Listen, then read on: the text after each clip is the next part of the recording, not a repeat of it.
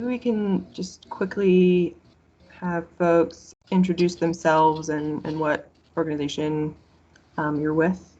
Emma, you want to start? Yeah, hi, I'm Emma Liles. I work with the City of Raleigh Parks, Recreation and Cultural Resources Department as a park planner.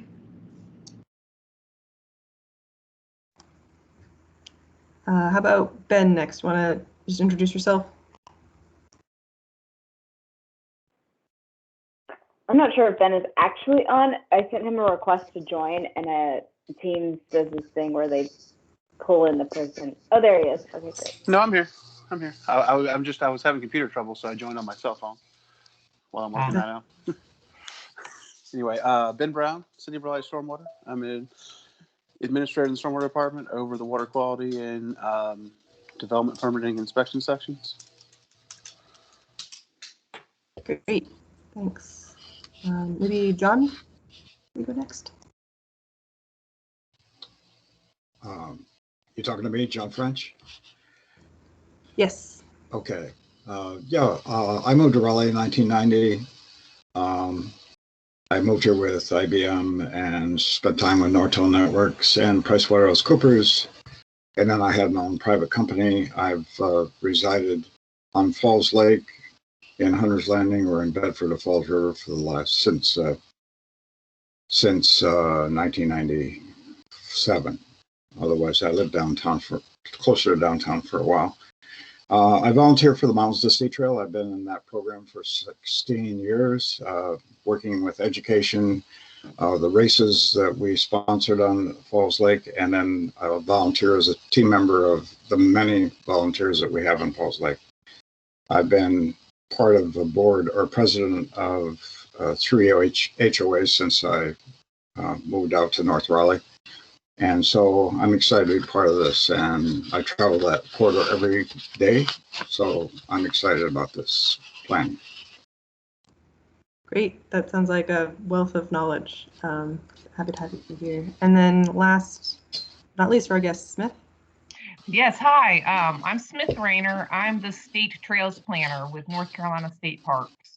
And so I'm work with different communities in helping them plan segments of any of our 9 state trails. Wonderful. Amanda, you want to kick us off then? I'll be happy to. Well, good morning, everybody. My name's Amanda Morrill. I'm a landscape architect and urban designer with Stantec Consulting Firm. We are the lead consultant for the Wakefield Small Area Study. I also have my colleague Melissa Ruiz with us this morning. She's an environmental scientist and planner with our group in Raleigh. So glad to have her here to help facilitate this conversation. I'm actually going to turn my video off and share my screen in hopes that my audio doesn't lag too much for everybody. I'm going to share my screen because we're using a digital workspace during this planning process called Mural. And it's basically this giant kitchen table that we're all sitting around. We can look at a map together. We can mark it up. I can record your comments. Hopefully I'm quick enough to get down all the knowledge that I know is going to happen during this call. But it's also a place where we brainstorm as a team together. We're keeping all of this documented in one place so we can all kind of go back to it and learn from it as we're formulating the recommendations. As you can see from the project timeline, we're sort of March to September, so pretty quick turnaround here. All of this, early part of the process is so important, listening to you all as stakeholders and experts. And in addition to, we've been listening to civic groups, your public safety officers, the schools, the developers in this area. But today's conversation really is focused on open space, the environment, parks, trails, all of the wonderful plans you all have for the Wakefield small area. So we don't really have, anything in mind that we need to hear from you, but we just want your perspective on this area. Melissa created a map over here that will hopefully prove to be very helpful, that outlines both the study area, but also, greenways, proposed bikeways and things like that we can reference in conversation. So happy to have anybody kick off the conversation, and we'll start recording your ideas.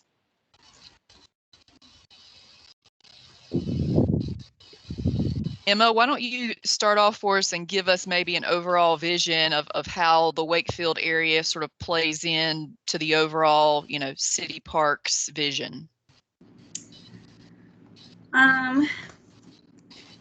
So I know it's not quite in Wakefield, but the most that I really know about is the parks that are along the Neuse River. So that, there's the canoe launch right there, and then the undeveloped park property Leonard Tract, and the Greenway Trail. And then besides those major parks, there's also the Wakefield Trail. And I know that it is supposed to connect down to the Neuse River Greenway. Do y'all have a planned path for that, Emma? I think we've got a lot of the easement already purchased or acquired. I'm trying to pull it up on our internal map real quick. Okay. Yeah, so Emma, what we had from I know you guys are in the process of updating the Capillary Greenway plan, but the one from the 80s does show it going along, kind of right where, Amanda, you put that sticky note. It's under that 100-year floodplain. Okay. So we were curious to see if that was staying the same or if that was going to be updated as part of the plan. Well, so it does look like underneath where that sticky note was that is all easement that's acquired. So I wouldn't assume that we'd be backing out of that alignment now. I don't know about where the existing trail is. I don't think that's going to cut down. I think that'll probably just connect along Falls of Neuse Road, and stick to that, so where that easement is already acquired. And do you think, so there was also easements right on the edge of the study area between the residential and the commercial properties? Do you think there would be a parallel trail there, or that part would be abandoned? That would be north of Falls of Neuse, Amanda. Melissa, feel free to move your cursor over here. I can, okay. I'll summon you so you can show her exactly the easement you're talking about. Do I? Oh, I have Mural open over here. Sorry. Yes, you not on the screen share. Yeah, I think you're the spider. Yes. Spider. Yes. So here is the. It goes. There is easement here behind North Forest Pines Elementary and Forest Pines Elementary, continuing on down to Falls of Neuse Road. I think that was the original plan, and then it was built over inside of Wakefield instead. Yeah. And you don't have to answer this today. I think part of that too was wondering if any of this was being addressed in the new Capillary Greenway plan. I do have some Greenway Master Plan maps that I'm trying to find to pull up. We're actually having a steering committee meeting this afternoon to go over some of the prioritized projects. Okay. I'm having a hard time finding it. That's okay. We can come back while you're looking for that. So does that, this is John, does that trail sort of follow that creek, depending on where you're from, that follows, that crosses Falls of Neuse Road? Yes, sir. It looks like that. So,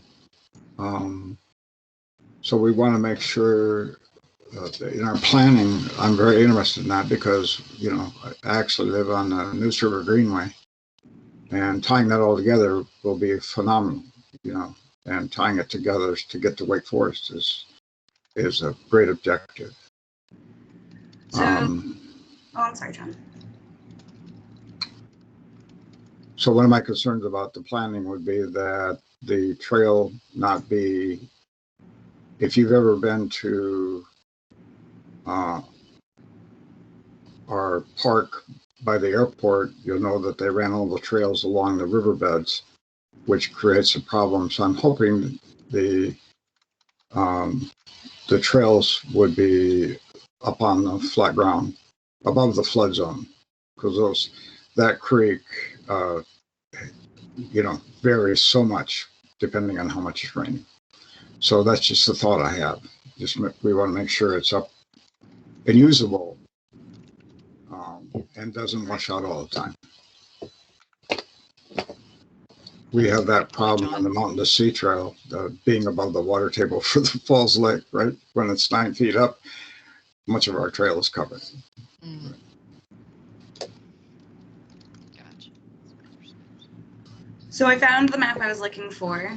It does look like that trail is going to stay where we've been acquiring that easement. And right now in the prioritized project list, it is listed as a high priority. It might not stay that way.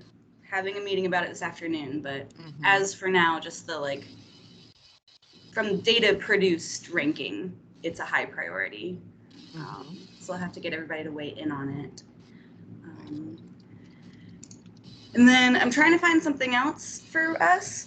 So in the proposed park bond packet, in all 3 of the scenarios, we are proposing doing a partnership with Wake County Public Schools for a JUA in each of the city council districts. And I am pretty sure, I'm trying to find the list, but I'm pretty sure the one in this district is the Forest Ridge or Forest Hills Elementary School as the highest priority. But so that's if the parks bond goes forward, I think that'll be a next step in that area. But let me just find that list. Okay, great. Now, tell us what all that means, Emma, with Forest Pines being a priority, what does that mean for that area? It just means that if the park bond is passed with a scenario where that's included, then I guess it'd be our real estate division would start conversations with the school to make the probably the playground accessible after school hours to the community. In other joint use agreements that we've done, we usually contribute something, so I'm not exactly sure. Sometimes it's just field lighting or a track, so it might be more than just the playground that's accessible in the end. But this is still, yeah. So this is John, and so would this be similar to the accomplishments at Abbots Creek Elementary, where ballparks and playgrounds and so on are accessible?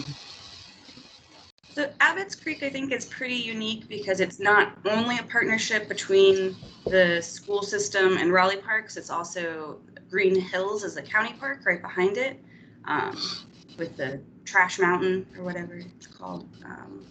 But so I don't think it'll be as ambitious as that one. It's going to be more along the lines of Barwell Road, Briar Creek, Athens. Okay, thank you.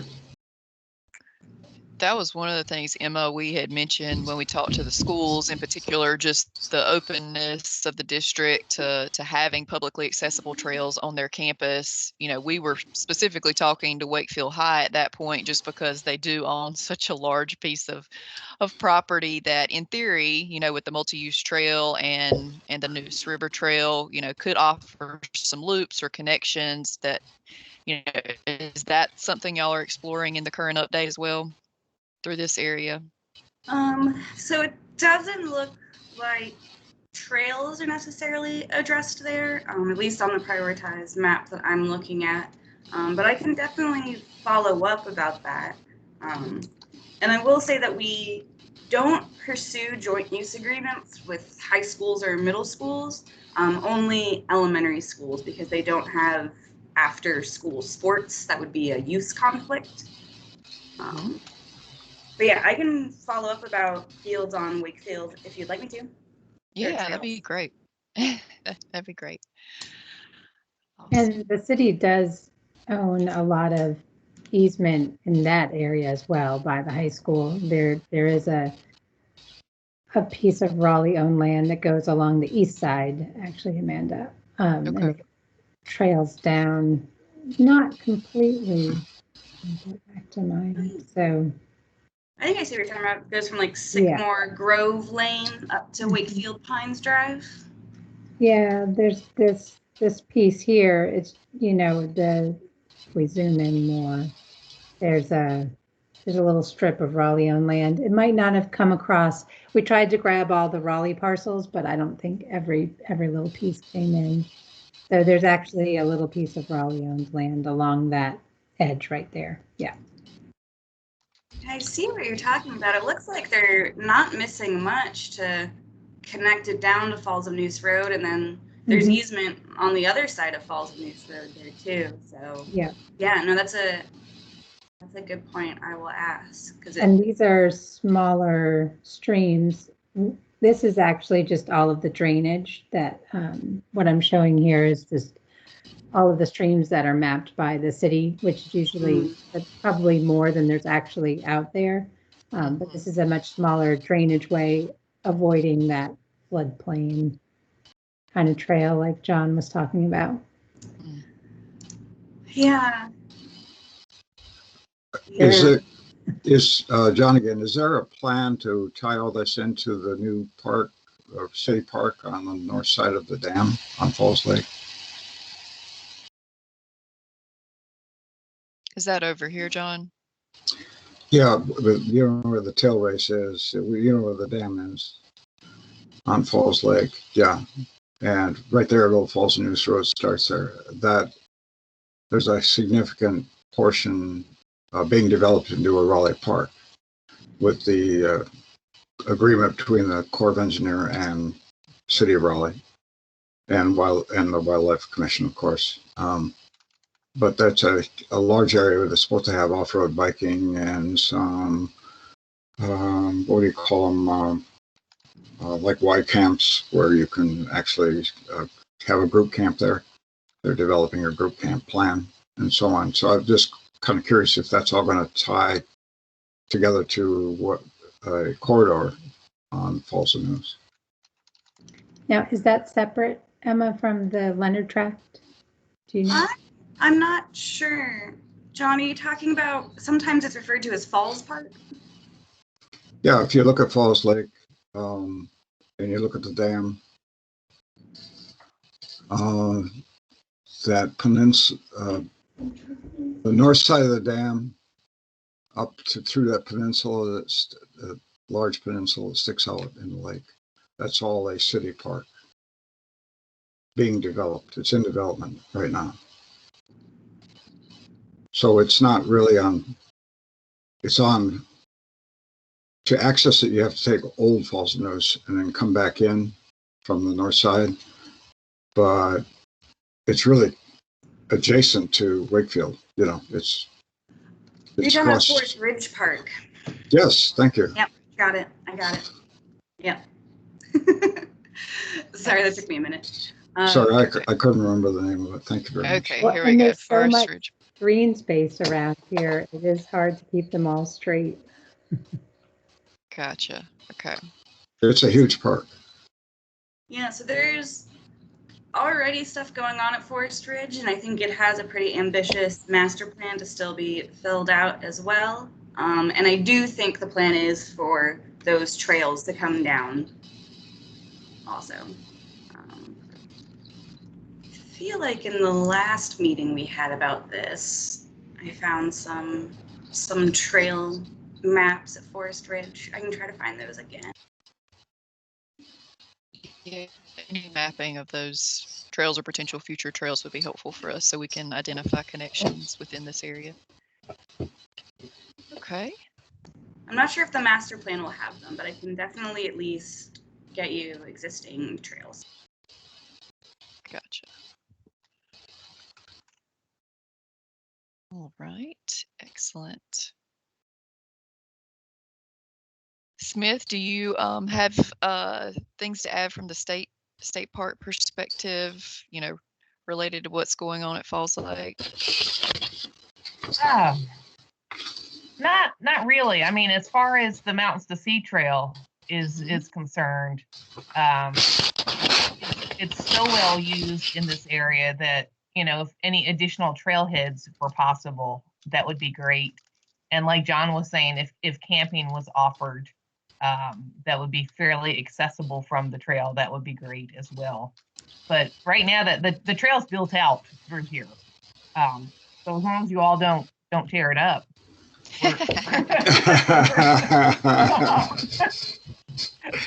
We're good. we Gotcha. let Duke Energy do that. Yeah. But they're really good about fixing it. I shouldn't have said that, but they're really good about fixing it if they do damage it. And then the Wildlife Commission really works with us when they do lumbering and so on. But they really replace the trail and help us make it right.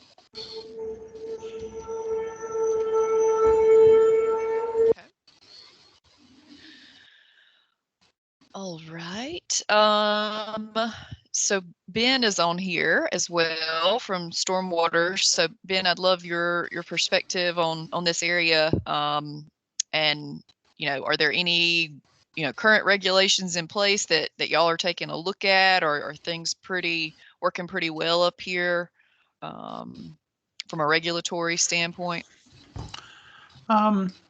This area is always interesting from like a regulatory standpoint because we do have that water supply watershed layer that's on there for this area. But I think as far as for something like this, I mean, I think everything's working so far.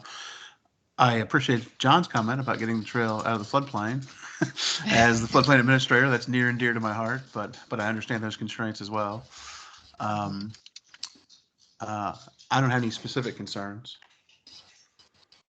We were just talking to some developers who mentioned the overlay and sort of the limitations that it was having on some of the out parcel development as far as the size of the site that they were developing. Is there any conversation happening about any amendment to that, or?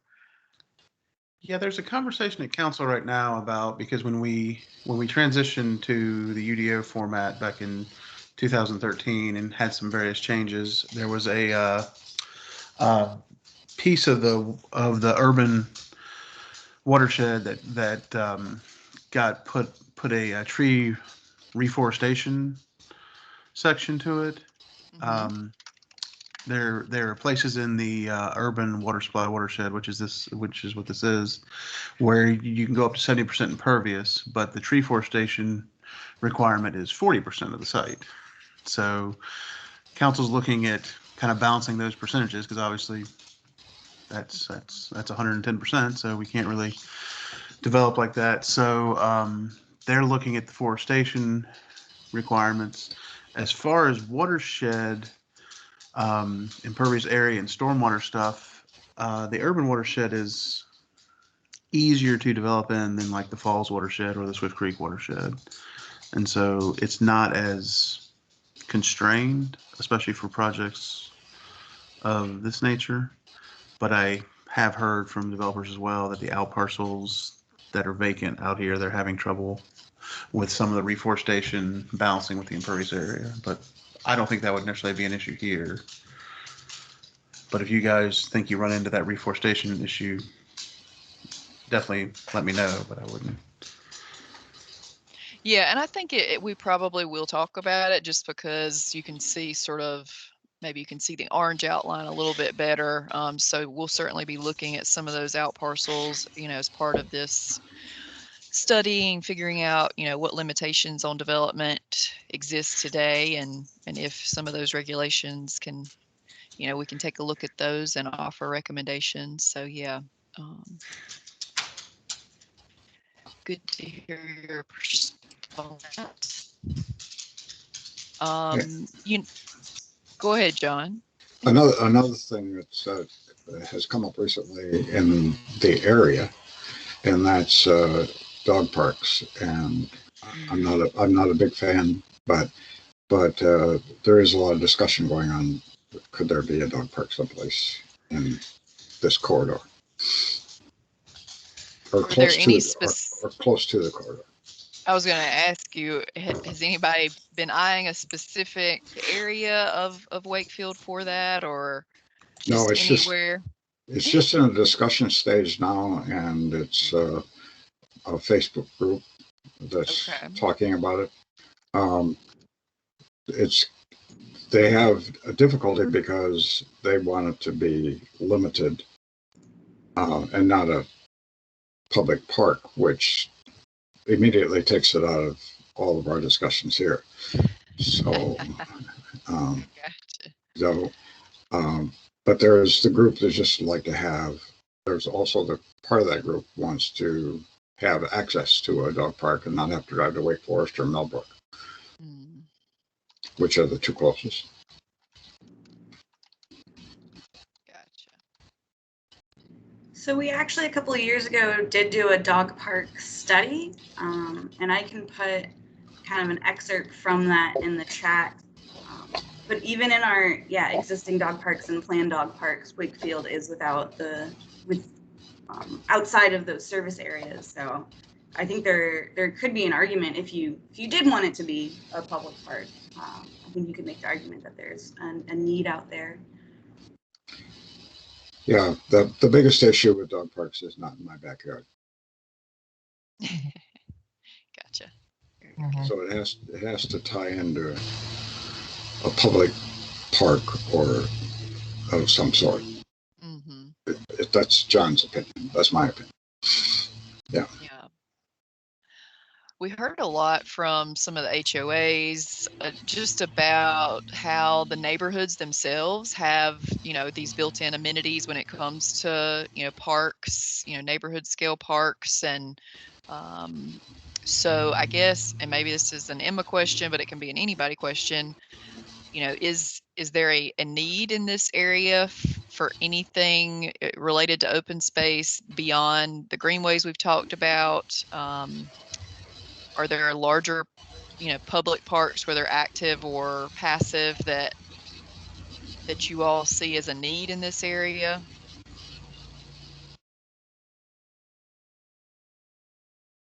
Or are most people going to the park right in their neighborhood? Well, that's true. From my perspective, being part of an HOA, the plan for Abbots Creek is a nice plan when and if that's implemented, which is only a mile away from Wakefield or Bedford or any of that. So if they are able to implement the full plan at Abbots Creek, that'll help to provide open space. Beyond that, I'm not sure, if we can provide more. It's not that far to the soccer fields. It's not, there's a lot of amenities, but not always convenient, and green space in an HOA is valuable and well sought after, but it's also it also belongs to the HOA. So, that's always the problem with HOA versus city land. One of the things we heard yesterday related to HOAs and common open space, and Hannah, you maybe can help me remember. I can scroll back to the map. Let's see.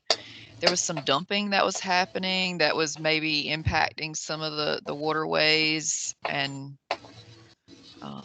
they were working on some projects. Maybe Ben, you could help me out if you can speak to any projects that are going on that might be trying to improve that impact. I'll have to do some research. If there has been, I'm not aware of any offhand, but that doesn't mean that I'm the definitive voice on that. Was that right, Hannah? There were some large culverts under the street, and I'm not sure if I'm in the right neighborhood here, but they were trying to do some improvements to keep that from impacting the waterways down in this area. So that's right. There was, I guess, folks dump yard waste or clippings, and they were. I had identified that as partially blocking some of the culverts. So. Oh, so it wasn't like a wholesale infrastructure replacement or anything like that. They were just trying to figure out some way to keep the debris from That was my understanding of what we heard. Yeah. Okay. Yeah, I can double check that with our maintenance staff and see if they've been doing anything in the area. Okay, that'd be great. And that's Martin Oaks. Is that the street name? I guess so, but then when I looked for that street on the map, I couldn't find one with that name in particular. So don't we see can that always follow either. back up with that guy. Yeah, I You was see it, Melissa? No, I don't. I was just trying to Yeah. Google that too, so we could have an exact location, and it is not a road. And I'll look and see if it's a neighborhood. We can Yeah, just follow let me up know. with them to clarify exactly where that was. Yeah, just let me know the area. I have a quick question. With the Neuse, like I walk on the Neuse River Greenway up at Anderson Point Park, not quite daily, but close to. And there are like huge trees snagged on abutments of bridges. Is that who is that a DOT responsibility to snag the river? Is it a city responsibility if it's within the city limits? Who does that? This is definitely a conversation that's happening. We're gonna put together a task force. Basically, nobody wants the same responsibility. Oh yeah, it's a pain. I mean, it would be expensive and dangerous and tough. But I just wondered, at the end of the day.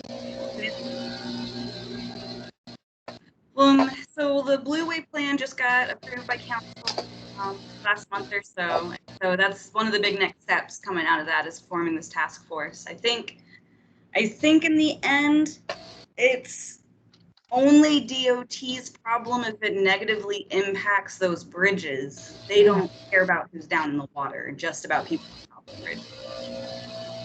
So I'm not sure what the is gonna.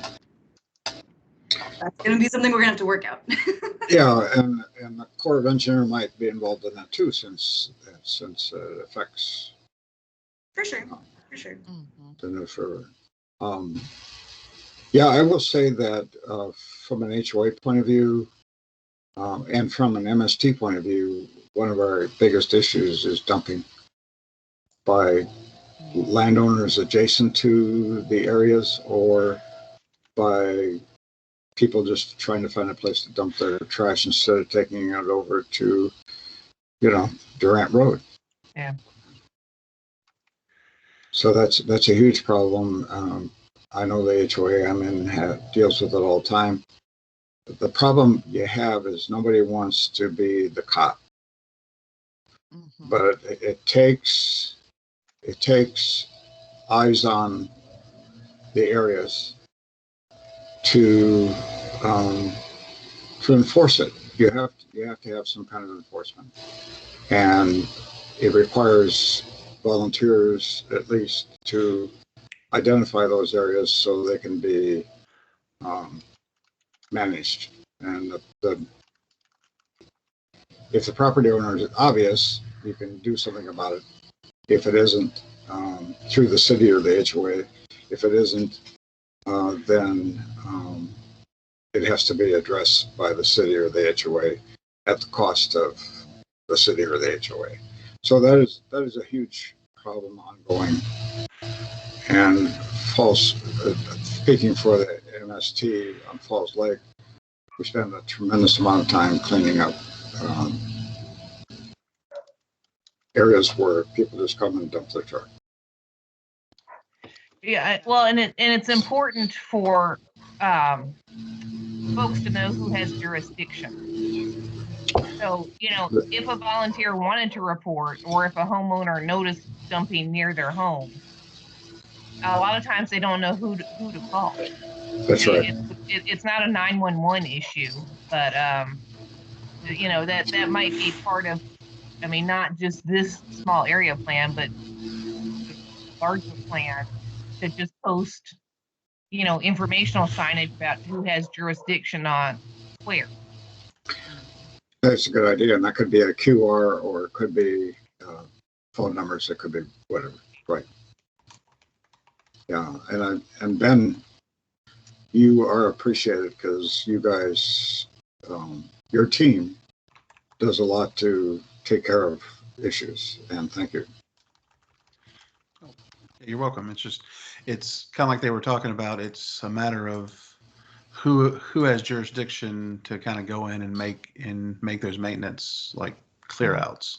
So like if it's a greenway bridge, theoretically that should be the city, so that should be the easiest cut and dry. But if it's like a roadway bridge, it could be split between the state of North Carolina or the city of Raleigh, or even some other locality if it's our greenway but it's crossing into a different jurisdiction. So I hate the engineering answer, but it does depend on where you are. That's a good answer. But that signage would be a great idea, actually. Mhm. I'd probably use it as much as anybody else. I love that. You can just print a nice little applique to put on an existing sign too. So be a quick improvement. Well, I mean, Awesome. like for Anderson Point Park, which I guess is a county park. Is it a city park?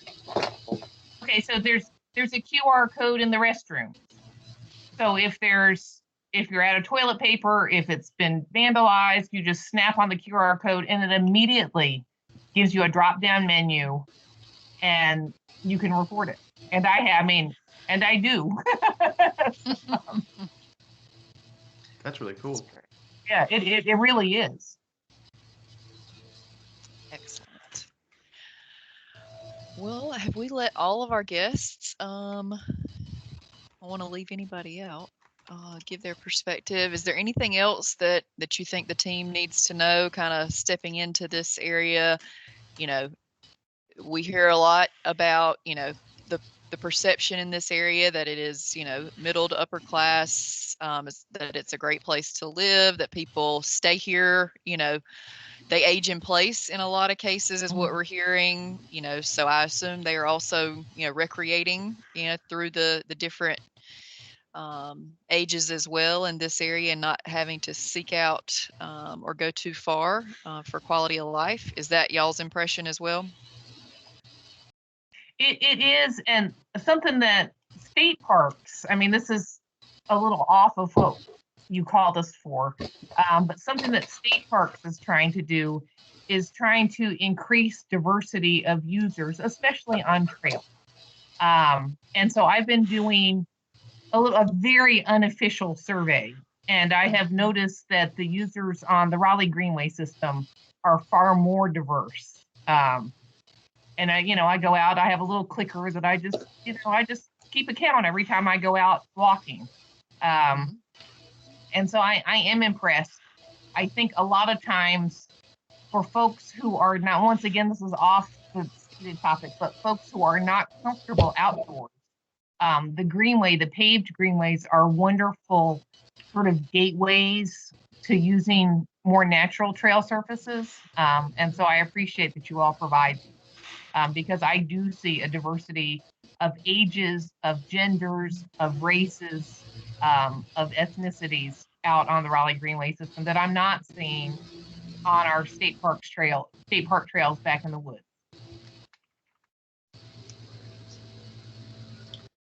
I agree with that observation. Okay. And John, I guess you're an example of somebody who came here, back a few decades ago, and you decided to stick around, and that it was a great place to move into retirement. And Yeah, I had no clue about what the Mountain to Sea Trail was till I moved to Falls Lake and Hunter's Landing, and then my backyard had this trail running through it. And I got interested in the maintenance of it, and so I started asking questions, and that's when I met Jeff Brewer and Kate Dixon, a lot of wonderful people. And so, yeah, there's a diversity on the trail, but I would say the Greenway offers more because you can have strollers, so you get the multi-generation walk by the family, which is irritating to the people riding the bicycles 20 miles an hour. But we have that, and I appreciate the fact that there's 62 miles of trail on Falls Lake, or 57, depending on who you are, of off-road hiking. And that is really nice. And it ties right into this corridor. I mean, it comes right out at the dam. And then the Mountain Sea Trail is also the Neuse River Greenway. And as you proceed, I'm going to brag here. To get on my soapbox, I apologize. But as you get down to Walnut Creek, then the Neuse River Greenway becomes part of the East Coast Greenway. Mm-hmm. So I used to lead a nice, wonderful person, Dawn, has taken over the Bedford Falls River Greenway cleanup. We clean up the 2 miles that abuts Bedford. But one of my soapboxes was always that the Neuse River Greenway is so unique in that it's a city park trail, it's a state park trail, Mountain Sea Trail, and it's also a national park trail, which is the East Coast Greenway. This is a huge, huge thing that we ought to, as a city, be promoting every chance we get. You get confetti, John. That is a fabulous point to make, and such an asset for this region, for sure. I will tell you one thing that I've always, if there is a bike rental shop at the tail race of the dam on Falls Lake, you can buy bikes there, but I envision a much larger amenity somewhere so that when conventions come to town, conferences, whatever is happening in the city of Raleigh, there are planners who are looking for recreation for all these people. When I worked for a small company called IBM, I used to be part of a team that did planning for 600 to 1,200 manager meetings. And we were always looking for, fishing or bike trails or canoeing or tennis or, whatever for them to do. And we certainly have that opportunity of the Greenway. If we were to get some kind of large facility where they could be bused to and get on a bike and ride for 30 miles, it's amazing. So sorry, I'm off topic a little bit here, but I just want to bring that up as an opportunity that we could take advantage of, especially now that COVID's moving in the right direction. Yeah, that's a great point. Excellent. Anybody else feel like they didn't get to share something that you think would be valuable? Stormwater or parks related. We're happy to hear either. So I did a little poking around, and I did confirm that the Forest Ridge schools, it's like North Forest Pines Elementary School and Forest Pines Elementary School, are like right next to each other. Yeah, they're both like some of the top rated for play desert analysis in the city. So I would 100% expect one of those to be who we reach out to for the joint use agreement after the park spawn. And then I also went back and it looked like after our last meeting, I had actually followed up with Chris about the greenways in this area. And so I was just about to write him an email about the one specifically going to the Wakefield High School. But I think besides the one that we've talked about, the big main one, he has said that the other ones are not going to be prioritized as part of the master plan update process. So I think we'll still continue to acquire easement along those corridors, but that just that main one is going to have the trail in the prioritized foreseeable future. Okay. Gotcha. And Ben, I had a follow-up question for you. Are there any flooding issues or stormwater issues in this area? I know it's newer-ish developed, so there is a lot of stormwater BMPs and such, so it might not be an issue, but wanted to make sure we checked that box. Yeah, there's no large scale flooding issues. There may be some individual lot like flooding issues that our drainage assistance programs kind of work through. But as far as this is going to sound bad to say, but Crabtree level type flooding issues or anything like that. I mean, there's nothing out here like that because, like you say, like a lot of it's been developed more recently. Okay.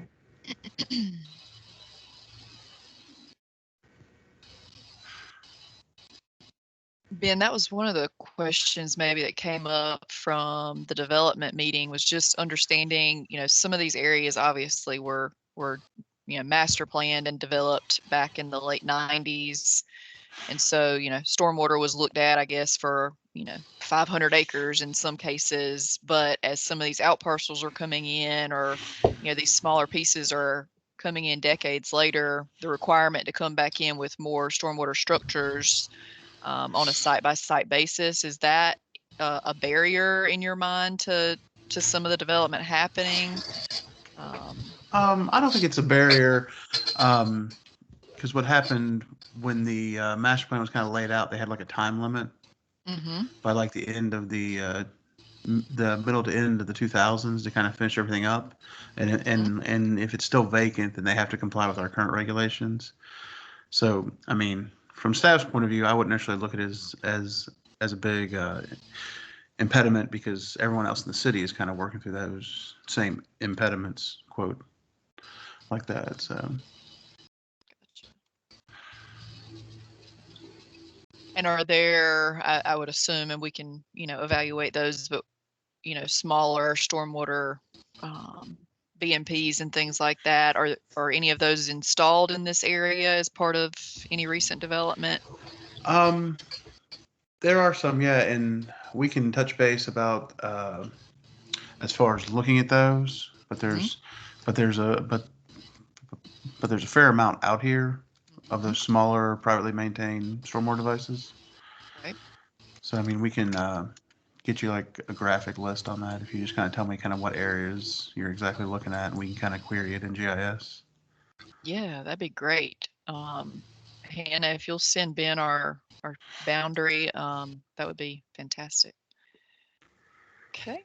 Yeah, and Ben, John, just to clarify, you don't really address them until someone applies to develop it, right?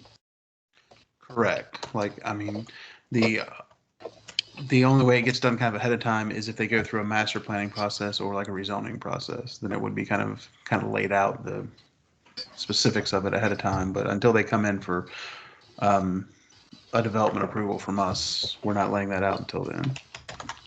Right. Gotcha. All right. Well, this has been wonderful. Thank y'all for all this great information. I'm going to stop there and turn my video back on so I can thank y'all properly. And again, as Hannah mentioned, this is just the first opportunity to give us your input and feedback. We'll be going out to the public with some interactive mapping and online surveys that we would love, to have folks like you all push out through your different organizations and listservs and email blasts, so that we get just as many participants with that stuff as possible, so that we have a really well-informed plan and recommendations going forward for the city. So just thank y'all for taking time out of your life to sit and chat with us today, and we'll hope that y'all can follow up with Hannah with any additional information or questions, and she will get back to you. So thank y'all. It was nice to meet you.